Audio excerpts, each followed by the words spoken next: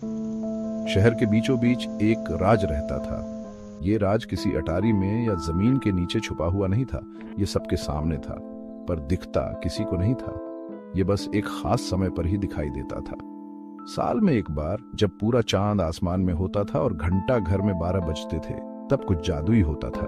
Town square में एक चमकता हुआ दरवाजा एक अलग ही रोशनी में नहाया हुआ प्रकट होता था। ये दरवाजा कहाँ ले जाता था, ये किसी को नहीं पता था।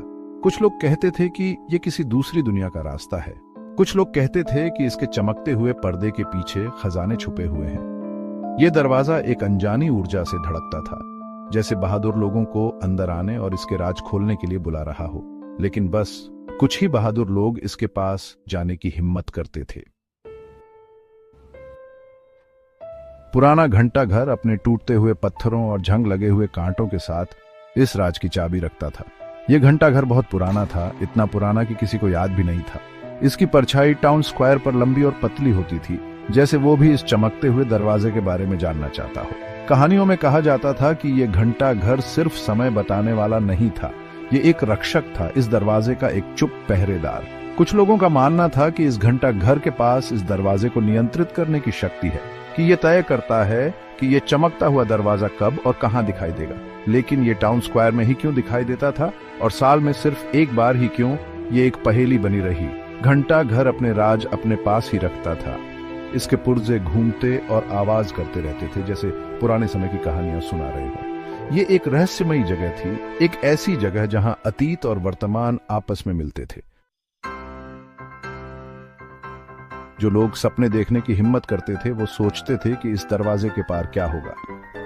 कुछ लोग कहते थे कि ये एक खोई हुई दुनिया है, एक ऐसी जगह जहां अभी भी डायनासोर घूमते हैं और प्राचीन सभ्यताएं रहती हैं। वो सोने के बने हुए शानदार शहरों की कल्पना करते थे, जो घने जंगलों में छुपे हुए हैं और आधुनिक दुनिया से बिल्कुल अलग हैं। कहानियों में बात करने वाले जानवरों, बुद्धिमान पेड़ों और जादुई जीवों का जिक्र था, जो भूले हुए राजों की रक्षा करते थे। कुछ लोग मानते थे कि यह दरवाजा अनगिनत खजानों वाली दुनिया में ले जाता है। वो सोने और हीरे जवाहरातों से भरे पहाड़ों के सपने देखते थे, जिनकी रक्षा पौराणिक जानवर और भूली हुई आत्माएं करती थीं। किसी को नहीं पता था कि यह दरवाजा किसने बनाया था या क्यों बनाया था।